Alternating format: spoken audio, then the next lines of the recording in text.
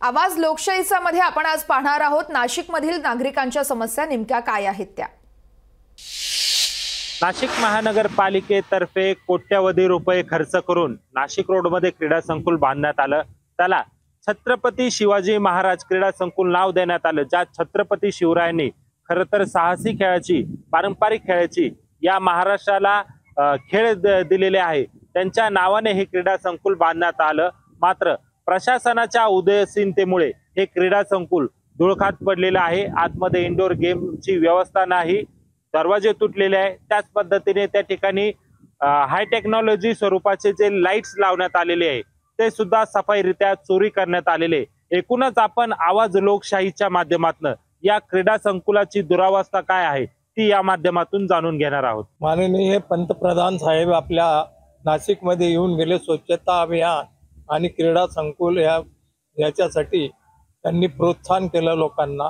आणि ह्या संकुलची अवस्था बघून असं वाटत नाही की बा इथं सगळं नुकसान करून ठेवलेले, काचा फोडलेले आहेत, लाईट काढून नेलेले आहेत, तरी याच्यावर महापालिकेने याच्यावर लक्ष घालावं। 2017ला तर त्या एवढा खर्च केलाय बांधण्याचा, पण आम्हाला इथं कुठलीही प्रकारची सुविधा नंतर काही मिळालेली नाही। ते बंदच आहे आणि त्याची इतकी दुरावस्था झाली आहे की खूप नुकसान करून ठेवलेलं आहे।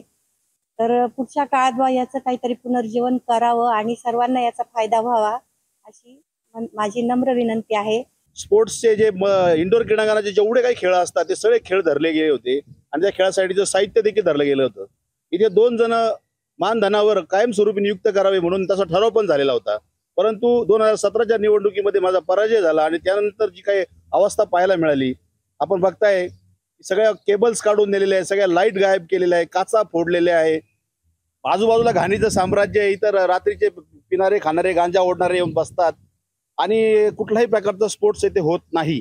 येणारे जाणाऱ्यांनी सगळी याची दुरावस्था केलेली तर आणि कुठल्याही पद्धतीचं इथे क्रीडा साहित्य नाही।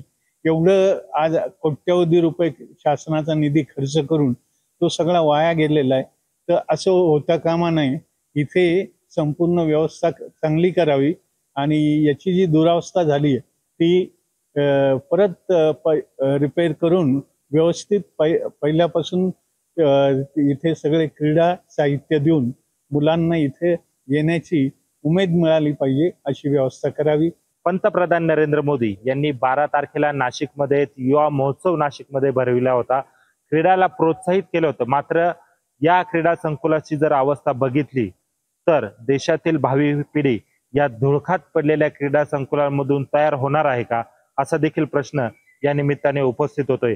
या क्रीडा संकुलाची झालेली दुरावस्था ही प्रशासन आणि लोकशाही मराठी ऐका, पहा, जागरूक रहा।